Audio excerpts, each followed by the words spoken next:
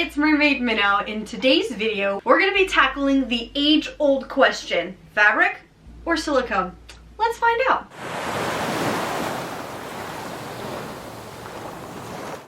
When we're talking about fabric versus silicone tails, we're going to talk about the pros and cons of each type of tail. So we're going to start with silicone tails, starting off with the pros. So the first thing that is a pro of a silicone tail is that it has a very realistic texture. So if you don't own a silicone tail, you're going to have to take my word for it because it's hard. I can't have you touch the screen and touch the silicone, but with silicone there is a scale texture. So there's different types of scales. So what I have here are called sheet scales. So they pour all of the silicone into one mold and peel it out, and they're not individualized. There is another option to get individual scales too for a lot of tail makers.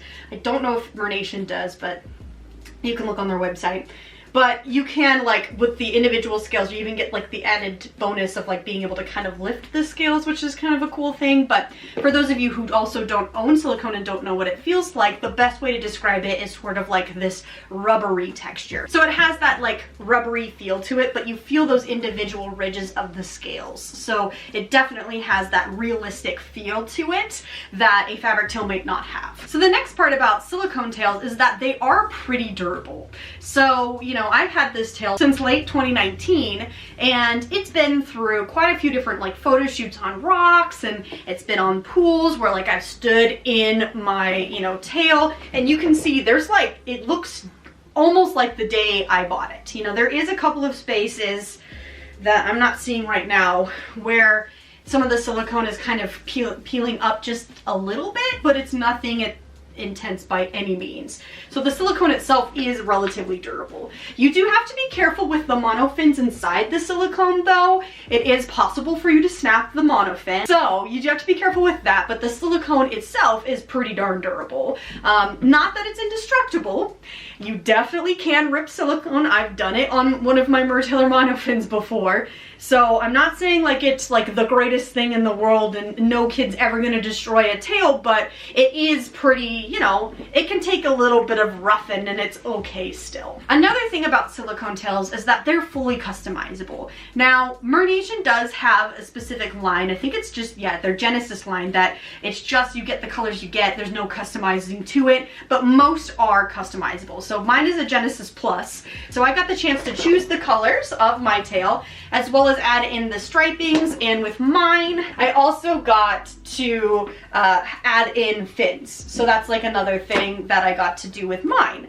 So there is that option. I had a choice of a different fluke shape if I wanted, but the Genesis fluke was my favorite of the two options I had, so I chose that. But you can customize it even down to the type of scales in some companies, as well as a lot of different things. And so whether or not you want a sheen to it, all different types, blended waist, whatever. You get a lot of options for customizing a silicone tail. So moving on to the cons of a silicone tail. First thing being is they're incredibly expensive, and it makes sense. I'm not saying silicones are overpriced. All I'm saying is they're worth a lot of money. When I purchased my Mermaid, the cheapest option was $1,000 on the nose. Now it's higher than that because, as time goes on, the cost of materials are more, people get more skilled, whatever it might be, so they're a little bit more expensive. So it's not very often that you'll find a cheaper silicone tail. There are some out there, but I always caution you to pay attention to what you're purchasing. So unfortunately in the mermaid community, as it's grown, there's been a lot more people out there being misleading on the types of materials they're using in their tails, the monofins that they're using, a lot of different things. So I always encourage you, it's not that you can't take a risk on newer tail makers, it sometimes lends out to be a beautiful thing, but being really informed. But it also might not be the quality of the tail that you're looking for. Not here shading anyone, but the more expensive tails tend to be the ones that look the most realistic and beautiful. So we're thinking Finfolk, Mertailor, and Mermaid, even if you want those extra things that make your tail pop a little bit more, you gotta pay a little bit more. So just keeping that in mind. You're not gonna find a tail under $1,000 for a silicone, and if you do, just be careful. Again, really know what you're getting into before you do that. And let me just tell you guys something. Silicone tails are not for beginners in the slightest. So another con that I have is that they are so incredibly difficult to put on and off, okay? So when you're putting on a silicone tail, you have to lube yourself up. Yes, I did mention lube, and yes, I mean the lube you think. It's going to depend on your tail maker and what they recommend. Mine specifically actually recommends, I think it's conditioner. Yeah, it's conditioner mixed with water. That's the type that they recommend, but a lot of tail makers are okay with different types of actual, you know, lubricant. So it's not easy to put it on. It is easier if you do have leggings or something else, but silicone on skin is incredibly difficult to get on.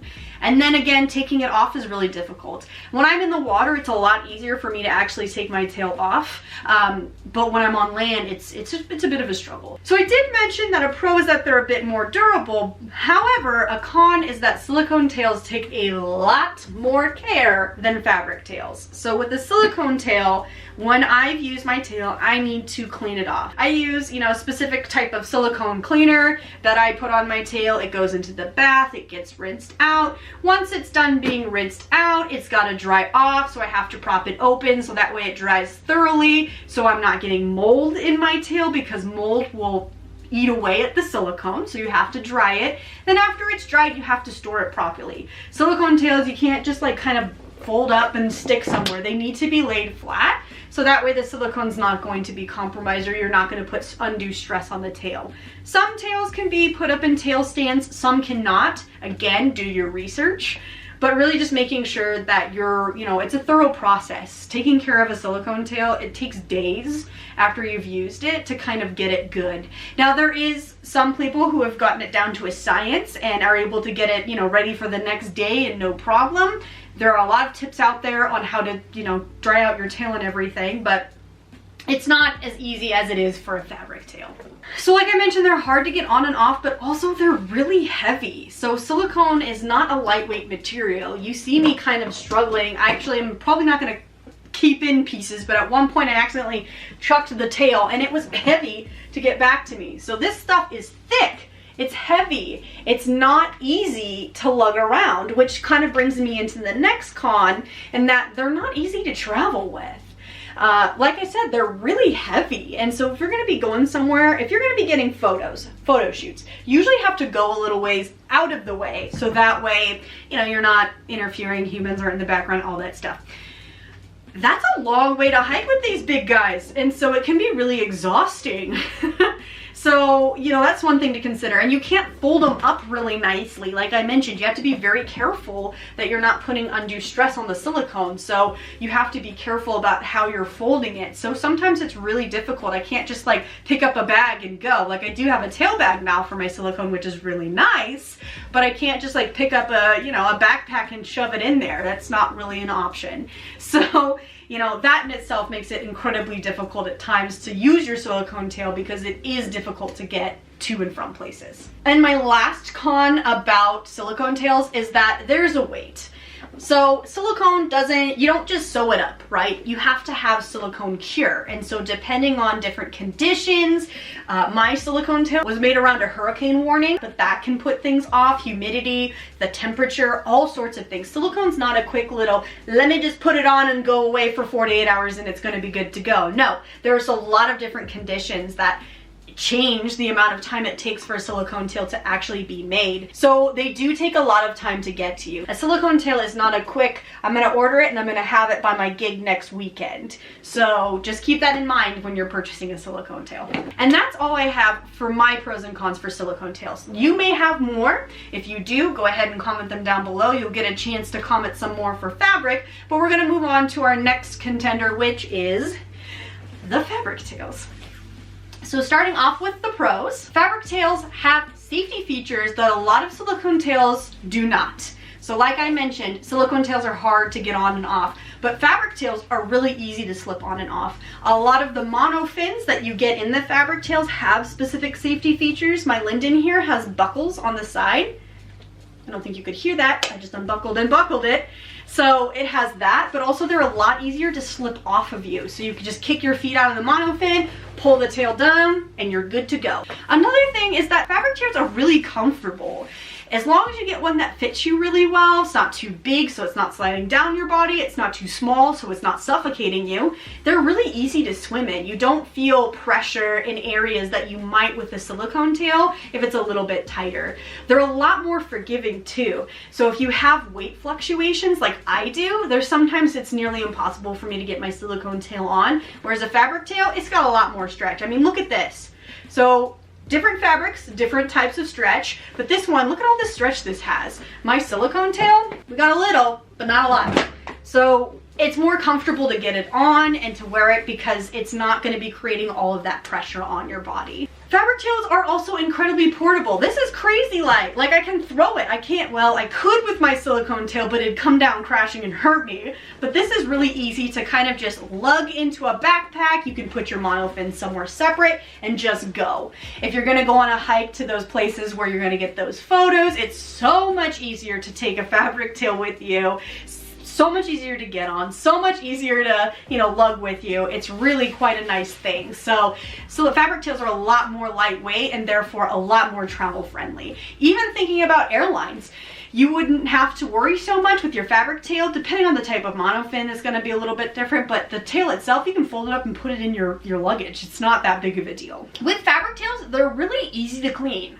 Each tail maker is going to have its own recommendations for the type of fabric it has and how to clean it, but usually it's something as easy as like Dawn dish soap, or they might suggest a certain type of bathing suit soap that you can use. You can throw it in the tub, let it soak, and dry it out on a drying rack and it's good to go. So it's definitely a very easy cleaning process for these tails. Fabric tails usually are in stock, which means that they usually make a lot of tails at a time, or even if they're made to order, they usually have them in stock. Now there are certain tail makers that don't do that. If we're talking about customizable tails, you're gonna have to wait a little bit longer, but if you go onto FinFun's website, you can buy a tail and have it within a week. That's not unheard of.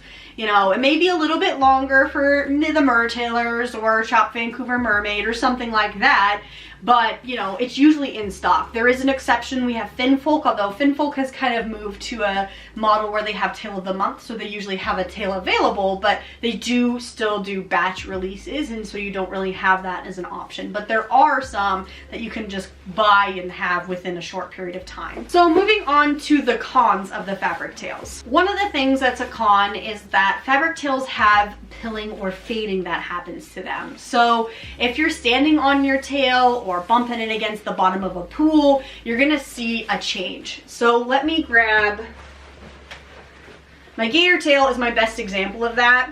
I don't know how well you can see it from that far, but you can see there's some pilling. That right here is a white stripe. That's faded. That's not supposed to be there.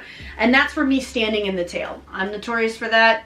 I know people hate that, but it's a safety thing for me and I have to do it. So you can see there's some spaces down here too. So this is completely normal because this is printed on white fabric. So this is not uncommon, but you don't get that same kind of effect with the silicone tails, which is why I put it on the con list. Doesn't bother me, but some people see it as damaging the integrity of the tail. So something to think about with fabric. Over time, the more you wear a fabric tail, the more it's gonna stretch out. So that's just completely natural. Again, that's the nature of fabric. The more you wear like your favorite shirts, the more it's exposed to water, it's gonna stretch out, so that's not uncommon, but it does kind of limit the longevity of the tail. Now you can tailor it and get it brought in and everything, so that is something that's possible, but just know that over time, the more you use the tail, the less tight it's gonna feel. And the very last thing about fabric tails I have is in most cases you do have to pay extra for the monofin. They'll either recommend the monofin or they'll make it specifically for your monofin, but you do have to buy an extra monofin, which is why I have such a large collection of monofins personally, because I have a large collection of fabric tails. So it kind of is a little bit, I guess you could say, annoying in that sense. With the silicone tail, you can upgrade the monofin to be something a little bit more to your liking, but usually the monofin's included. It's not an additional price most times, whereas usually with fabric tails, you're gonna have to pay extra for the monofin. So those are all my pros and cons for both fabric and silicone. Now, which one's better? It's a preference. That's it. I wouldn't say that silicone's better or fabric's better for any occasion. I don't want to hear people be like, yeah, but performers, I've seen so many performers perform in fabric tails. We can't say that anymore. Once upon a time when I was maybe a baby mermaid before I was a mermaid, when fabric tails weren't as accessible, yeah, silicone tails were the way to go. But now, I mean, shoot, mertailers' tails are incredibly realistic, you know, and Finfolk itself takes pictures of silicone tails and prints them on fabric. So it's, what's the difference? It looks it is a silicone tail on fabric. So you can't really say that one's better than another. Personally, my preference is fabric tails. I do like hybrid tails a little bit better, just because I like the way that silicone flows. So I do include my silicone monofins in that, my mertailers or my Finis monofin, because they definitely have a different flow than the stiffer blades. So those are technically fabric tails, but their monofins are silicone. So whether that be one piece or just two separate with the fin and the tail being separate, that's sort of my personal preference. But if you like fabric tails, that's awesome. If you want to perform in fabric tails, that's awesome. If you prefer silicone tails, that's awesome. There's not one that's going to be better than the other. And the other thing about this is that my pros and cons are probably going to be different than your pros and cons. Some people might not really mind the weight of the silicone tail. They may not have as much issues putting it on as I do. You know, who knows? Who knows? Each person, like I said, it's completely subjective. It's all about what you think is best. So I don't want to hear that one is better than the other, because it's subjective. You can perform in a fabric, you can perform in a silicone, you can hobby in a silicone, you can hobby in a fabric. You don't need a mermaid tail to be a mermaid. That's the reality of the situation, okay? So yeah, I did title this video probably a little bit clickbaity to get you to look on the video, but realistically, I mean, if you've been watching me and my content, you'd know that I have felt this way for the whole time. Like, this is not new. I've never felt it's necessary to own a silicone tail. I've never felt it's necessary to own every single tail out there. Now, personally, I have quite a few mermaid tails. I bought a silicone tail because I wanted to. I could afford it, and it's really something I wanted to. And I don't regret owning my silicone tail. I wouldn't be able to give you guys the content today if I didn't.